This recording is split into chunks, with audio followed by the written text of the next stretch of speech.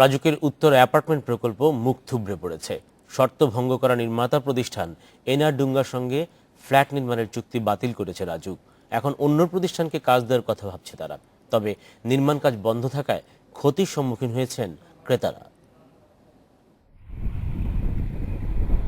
বিস্তীর্ণ এই এলাকাটি রাজধানীর উত্তরার 18 নং সেক্টরের রাজুকের উত্তরা অ্যাপার্টমেন্ট প্রকল্প।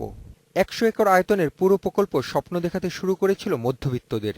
আর 6 মাসের মধ্যেই এখানে বসবাস করার কথা ছিল রাজুক থেকে কেনা ফ্ল্যাটের মালিকদের। তবে এখানে এখন শুধু ধুধু মাঠ। নির্মাতা প্রতিষ্ঠানের খামখেয়ালিতে অনিশ্চিত হয়ে পড়েছে পুরো প্রকল্প। নির্মাতা প্রতিষ্ঠান যদি সঠিকভাবে কাজ করত তবে আজ এখানে রড ও পিলারের পরিবর্তে থাকতো সুন্দর একটি অ্যাপার্টমেন্ট। পুরো প্রকল্পের কাজ হয়েছে মাত্র 4 থেকে 5%। রাজুক এরই মধ্যে অন্য প্রতিষ্ঠানকে কাজ দেওয়ার কথা ভাবছে, যাতে প্রকল্পের সময় বৃদ্ধির সাথে সাথে বাড়বে নির্মাণ ব্যয়ও। নির্মাণ কাজ শেষ করার কথা 2014 সালের মধ্যে।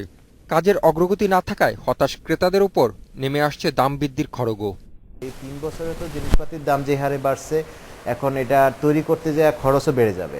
তো সেই খরচের দায়টা আমরা কেন নিব? দাম বৃদ্ধির আশঙ্কার কথা স্বীকার করলেন রাজুক চেয়ারম্যানও। তবে দেরি হলেও ফ্ল্যাট মালিকদের তা বুঝিয়ে দেওয়া হবে বলে জানালেন তিনি। রেটে পরিবর্তন হবে এই জন্য যে তখনকার সময়ে যে রেট ছিল, এটা ছিল 2008 সালের পিডব্লিউডি রেট শিডিউল। এখন 2014 সালের রেট শিডিউলে কাজ হবে।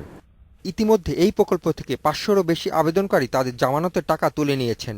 এছাড়া আবেদন করার পর ফ্ল্যাট পাওয়ার জন্য বিবেচিত প্রায় 1000 গ্রাহক নির্মাণ কাজের অনিশ্চয়তা দেখে পরের কিস্তির টাকাই জমা দেননি।